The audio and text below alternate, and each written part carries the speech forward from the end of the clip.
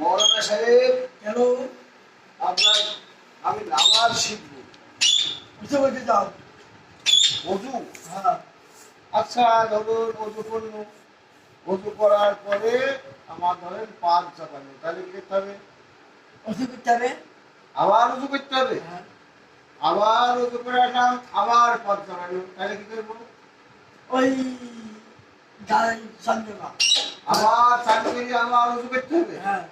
আবার যদি পাঁচ চাপাই, আবার ওষুধ করতে হবে। আবার যদি পাঁচ চাপাই, নিতে হবে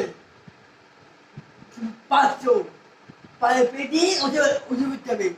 ওষুধ করে এমনি মুখ মুখ এমনি করে করতে হবে। এমনি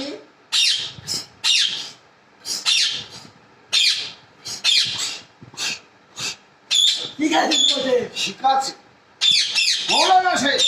কি স্টুডেন্ট হয়েছে তো? ও না ওটা শিখেছি এমনি বা এমনি আবার ধরুন করবো, করতে করতে আবার পাঁচ চাপাই।